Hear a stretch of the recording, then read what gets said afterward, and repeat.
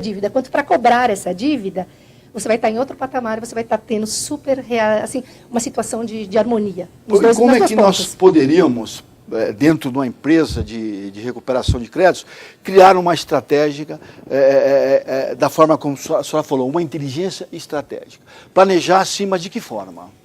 Como eu te falei. Porque cada caso é um caso, né? Tudo bem que eu imagino, não querendo interromper a senhora, que a estratégia vai ser dentro de um contexto único, né? Mas cada caso é um caso. Mas você tem que entender, assim, quando a gente está falando, vamos usar, a gente falou já de telemarketing, de uma estrutura de telemarketing que está fazendo uma cobrança.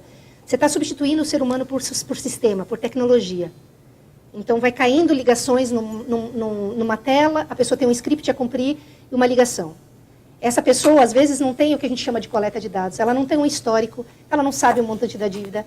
Esse operador é jovem, ele não sabe nem se tem várias dívidas a serem compostas, não sabe nem a idade, às vezes, da pessoa com quem ele está falando.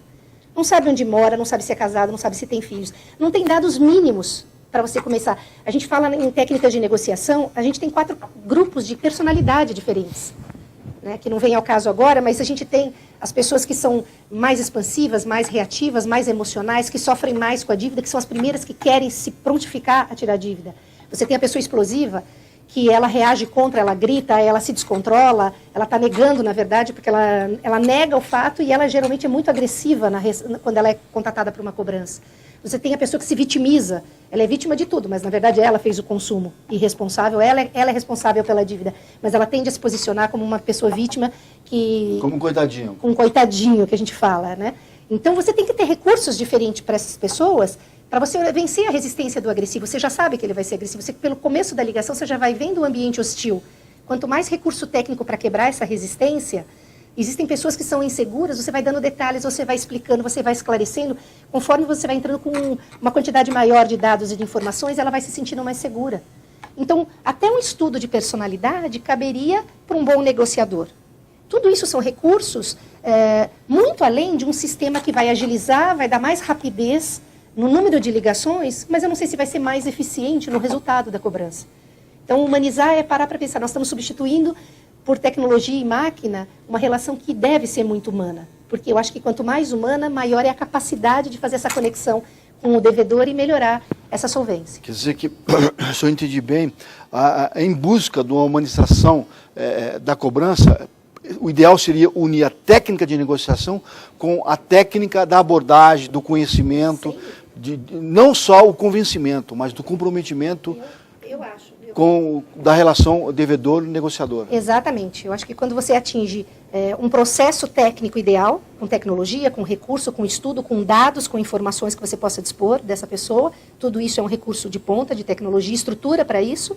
E quando você tem treinamento em cima de um negociador com habilidade, com humanização, que respeita, que tenta entrar em sintonia, identificar o perfil dessa pessoa que está devendo, abrir as conexões favoráveis, eu acho que o cenário pode ser muito mais otimista, muito mais favorável para a cobrança.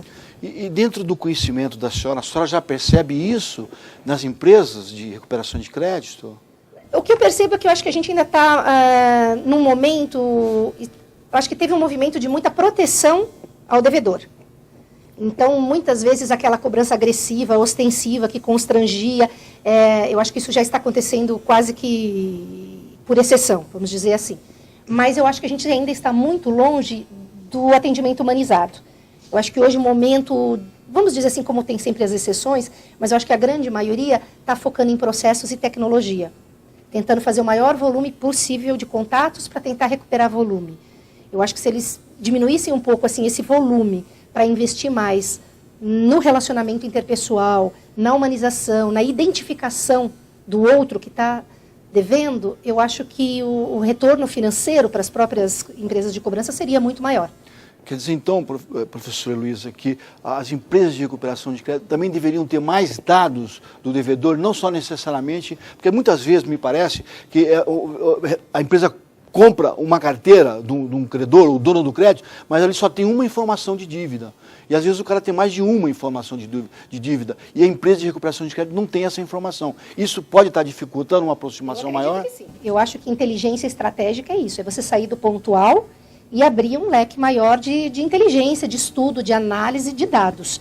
Eu não poderia dizer para você até onde você pode ir no conceito de ética, até que ponto vocês podem ou não acessar.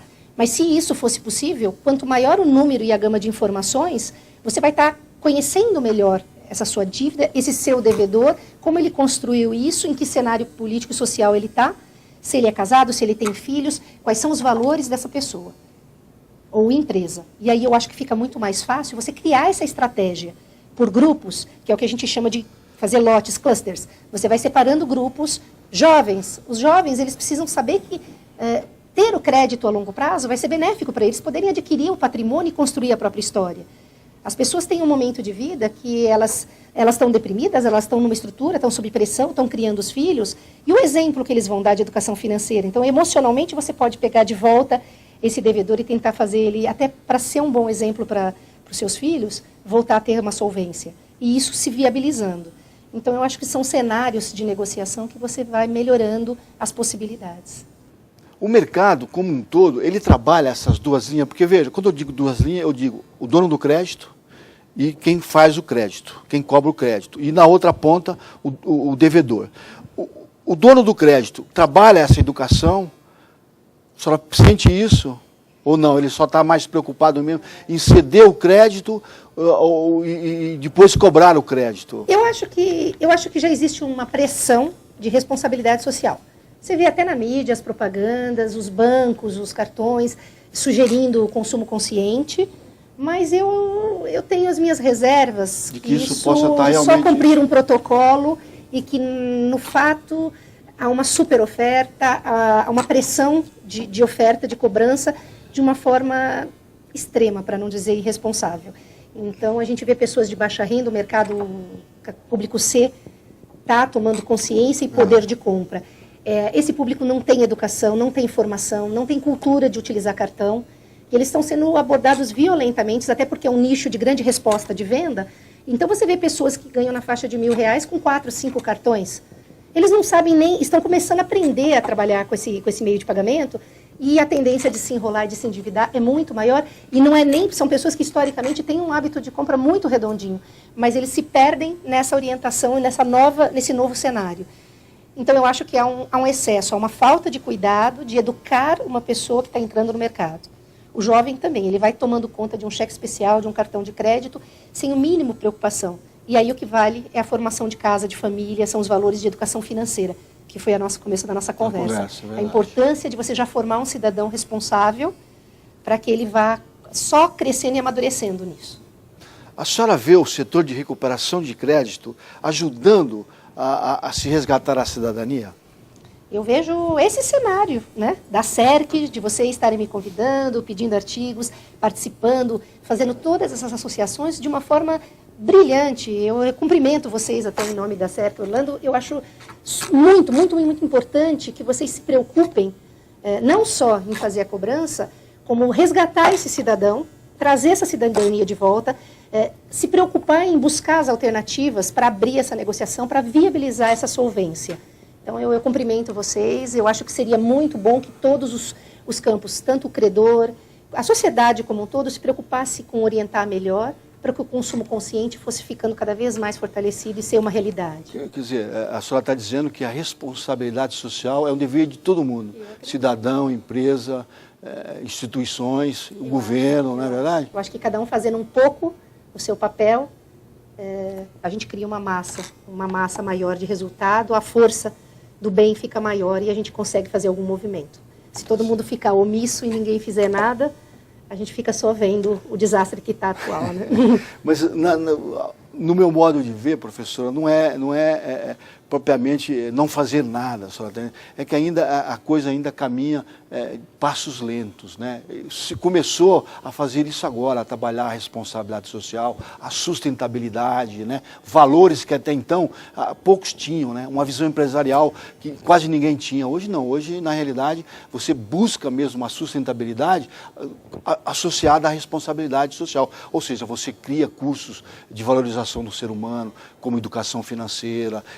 Está faltando nas escolas um curso mais longo para que se possa realmente o jovem levar isso para dentro da casa, porque às vezes na classe C, por exemplo, me corrija se eu estiver errado, a educação é muito pequena. O jovem é que realmente consegue trazer valores para dentro de casa. A educação do pai e da mãe é mais aquela educação de família, de pai, de mãe. Não é uma educação onde eles saibam como trabalhar um orçamento, como ter um orçamento.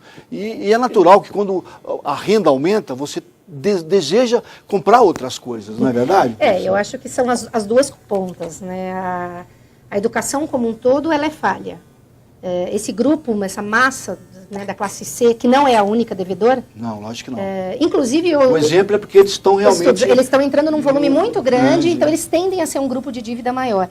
Mas é um fato que o acesso à universidade é uma coisa recente, essa preocupação, essa vontade, até essa visão de prosperidade, ela é recente. E isso dá um reflexo até de conflito. Mas eu vejo que a educação financeira na infância pode ser a melhor solução. Eu acho que os movimentos, as iniciativas como a SERC está tendo, e como outras empresas mais socialmente responsáveis, em fato, se prontificando a colaborar com a sociedade, eu acho que isso realmente pode fazer a diferença. E talvez tenha parecido crítica demais, dizendo que é pouco, mas não é pouco. Eu acho que é um começo, e muitas empresas e muitas associações estão fazendo o seu movimento. O que eu acho que vem aquela vontade de que, se todo mundo fizesse esse movimento, a gente teria respostas mais rápidas. Sim, eu entendo, mas para chegar lá, precisamos começar. Tem que ter um começo, tudo tem que ter um começo, a sementinha, né? Verdade. Plantou a sementinha, regou, daqui a pouco vem a planta, vem a árvore. Professora, só ver, nosso tempo é pequeno, estamos chegando ao fim. Sinta-se à vontade para as suas considerações finais. Orlando, eu queria agradecer o convite, como sempre, muito gentil. Dizer que a minha recomendação é que o empregador da cobrança treine mais os seus funcionários, abra mais esse canal de humanização. Eu sou convicta de que com mais humanização, respeito e individualização, a gente vai conseguir resultados muito maiores para o segmento. Para o público em geral, tenha responsabilidade financeira, busque orientação e educação financeira, faça dos seus filhos modelos de responsabilidade, poupem para as eventualidades, para que vocês tenham menos risco de se endividar. E uma vez endividados, enfrentem a situação, não tenham medo, busquem ajuda através da empresa de cobrança ou através da SERC, que está sempre de portas abertas, para viabilizar essa solvência, porque não tem nada melhor do que você se resgatar e voltar a ser um cidadão. Muito obrigado, professora, pela sua colaboração, participação no nosso programa. Obrigada a você, Orlando. Eu que agradeço. Meus amigos, terminou o nosso programa Negócio, Dívidas e Cidadania. Mas eu gostaria de lembrar a vocês que esse programa e os anteriores podem ser vistos no nosso site, www.acerc.org.br. Até o próximo Negócio, Dívidas e Cidadania. Muito obrigado e um forte abraço a todos vocês.